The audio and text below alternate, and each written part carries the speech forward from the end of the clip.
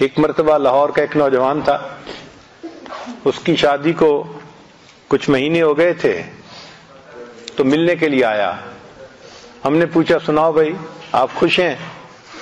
تو بڑا غصے میں تھا، کہنے لگا جی کیا کروں، بس ماں باپ نے ایسی بیوی ڈھونڈ کے دی ہے جو بالکل جو ہے نا وہ دین سے محبت نہیں رکھتی، نماز نہیں پڑھتی، کہتا رہتا ہوں پردے کا خیال نہیں کرتی، فلاں نہیں کرتی، فلاں نہیں کرتی.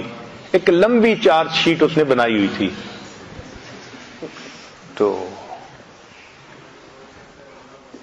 مقصد اس کا یہ تھا، یہ کہتے ہیں to read in between the line, کہ اگلا بات تو کر رہا ہے لیکن مدعا کیا ہے یہ سمجھنا پیر کا مقصد، پیر کا کام ہوتا ہے. ہمارے حضرت فرمایا کرتے تھے اگر مرید ہونا 420 تو پیر ہوتا ہے 840. اللہ تعالیٰ ان کو وہ فہم دے دیتے ہیں کہ وہ سمجھ جاتے ہیں کہ یہ چاہتا کیا ہے. اور ہمارے حضرت رحمت اللہ کو تو اللہ نے کشف عطا فرمایا تھا. ایک مرتبہ کراچی میں یہ عاجز خدمت میں حاضر تھا تو ایک عالم آئے، تو مجھے پتا تھا کہ یہ عالم حضرت سے کیا پوچھنے کے لیے آئے ہیں. تو میں حضرت کی خدمت میں حاضر ہوا اور میں نے کہا کہ حضرت وہ فلاں عالم آپ سے ملنے کے لیے آئے ہیں. حضرت نے میری طرف دیکھا اور فرمانے لگے میں لعنت بھیجتا ہوں اس پیر پر کہ جس کو کوئی ملنے کے لیے آئے اور پیر کو پتہ نہ چلے یہ کیوں آیا ہے. میں لعنت بھیجتا ہوں اس پیر پر کہ ملنے کے لیے کوئی آئے اور اس کو یہ پتہ نہ چلے یہ کیوں ملنے کے لیے آیا ہے. تو ہمارے حضرت کو تو اللہ نے کشف دیا تھا، اللہ نے ان کو ایسی فہم دی تھی، فراست دی تھی کہ وہ پہچانتے تھے. ایک مرتبہ ایک عالم تھے چکوال میں ساتھ گئے تو میں نے عرض کیا حضرت میرے ساتھ ایک عالم آئے ہیں، علاقے کے بڑے معروف عالم ہیں. اچھا مجھے نہیں پتا تھا، وہ پہلے حضرت سے مسافہ کر کے چلے گئے تھے. تو جب میں نے یہ کہا تو حضرت مجھے فرمان لگے ہاں میں نے اسے پڑھ لیا ہے، ہاں میں نے اسے پڑھ لیا ہے. یعنی آئے اور مسافہ کیا اور مسافہ کرنے کی دیر میں حضرت فرمان لگے میں نے اسے پڑھ لیا ہے، مجھے پتہ ہے کہ وہ کس درجے کا عالم ہے. تو یہ فراست ہوتی ہے جو اللہ تعالیٰ عطا فرما دیتے ہیں.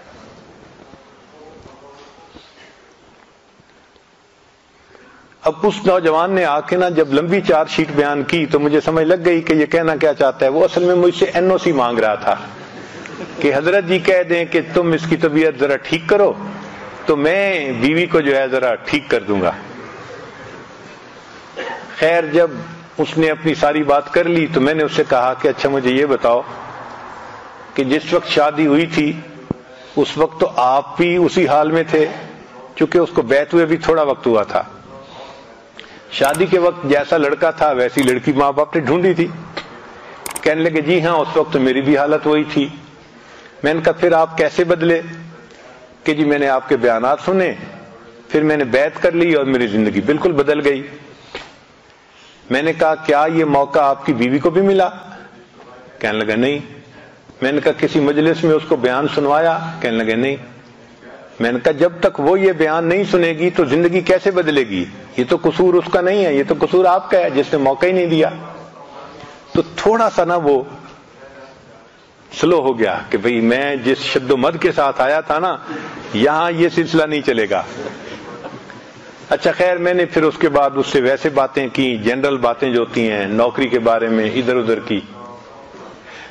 اور پھر اس کے بعد اس کو رخصت کرتے ہوئے میں نے کہا کہ آپ ایسا کریں کہ جب جائیں نا تو جاتے ہوئے راستے سے مٹھائی کا ایک ڈبہ لے لیں. اس نے پوچھا جی؟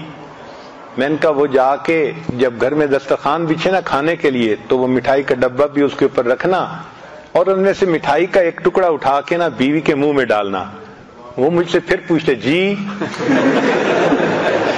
اس کو سمجھ نہیں آ رہی تھی کہ بھئی یہ مجھے کہہ کیا رہے ہیں. وہ تو آیا تھا اس کو سیدھا کرنے کی نیت سے اور ہم اسے کہہ رہے تھے کہ بیوی کے منہ میں مٹھائی کا. تو پھر میں نے اسے کہا کہ بھئی میں فارسی نہیں بول رہا اردو میں بات کر رہا ہوں، آپ مقصد کو سمجھیں کہ جائیں اور یہ سنت عمل ہے اور آپ تو ماشاءاللہ اب بہت سنتوں پہ عمل کرتے ہیں تو اس سنت پہ بھی عمل کریں. کہنے لگا جی ٹھیک ہے. وہ چلا گیا. اللہ کی شان دیکھیں کہ دوسرے دن بیوی کو لے کے آیا، میری بیوی بیعت ہونے کے لیے آئی ہے. میں نے پوچھا کیسے؟ کہنے لگا میں گھر گیا، مٹھائی کا ڈبہ دسترخوان پہ رکھوایا تو بیوی خاموشی سے دیکھتی رہی کہ یہ ہو کیا رہا ہے۔ پھر لقمہ کھاتے کھاتے میں نے ایک گلاب جامن اٹھایا اور بیوی کے منہ کی طرف بڑھایا تو وہ میری طرف دیکھنے لگی کہ کیا کر رہے ہو؟ تو میں نے کہا کہ یہ مجھے حضرت صاحب نے بتایا ہے کہ نبی علیہ السلام کی سنت ہے تو میں اس سنت پہ عمل کر رہا ہوں، تمہارے منہ میں یہ لقمہ۔ کہنے لگے بیوی نے وہ مٹھائی کا ٹکڑا کھا تو لیا، لیکن اس کے بعد وہ سر جھکا کر بیٹھ گئی اور مجھے کہنے لگی کہ اچھا مجھے نبی علیہ السلام کی اور سنتیں بھی سکھاؤ، مجھے نبی علیہ السلام کی اور سنتیں بھی سکھاؤ۔ ایک سنت پر عمل کرنے سے اس بچی نے پردہ بھی شروع کر دیا، نماز بھی شروع کر دی، زندگی کی ترتیب ہی بدل لی اس نے۔ تو محبوب صلی اللہ علیہ وسلم کی ایک سنت میں اتنی طاقت ہے کہ ایک آزاد خیال بچی وہ اپنی زندگی کا رخ ہی بدل لیتی ہے۔ اگر کسی کی بیوی دین کی طرف نہیں آتی تو یہ اس کے خاوند کا قصور ہوتا ہے کہ اس نے دین کو مجسم شکل میں پیش نہیں کیا ہوتا۔ اگر دین کو ہم مجسم شکل میں پیش کرتے تو سب سے زیادہ ہماری قدردان ہماری بیوی ہوتی۔ اور اس کی دلیل کیا ہے کہ نبی علیہ السلام نے جب نبوت کا دعویٰ فرمایا تو سب سے پہلے کون ایمان لے کے آیا؟ عورتوں میں سیدہ خدیجہ کبریٰ رضی اللہ تعالیٰ، جو بیوی تھی، جو جتنا قریب رہتی تھی اتنا جلدی وہ ایمان لے کے آئی۔ تو دین میں تو مقناطیسیت ایسی ہے کہ جو اس پر عمل کرے گا اس کی بیوی اس پہ قربان جائے گی۔ مگر ہم ایسا تو نہیں نہ کر سکتے کہ بیوی نیک بن کے رہے اور ہم آزاد بن کے رہیں، یہ نہیں ہو سکتا، ہماری یہ تمنا پوری نہیں ہو سکتی۔ ہم خود نیک بنیں گے تو پھر گھر والے اولاد پھر وہ بھی نیک بنیں گے۔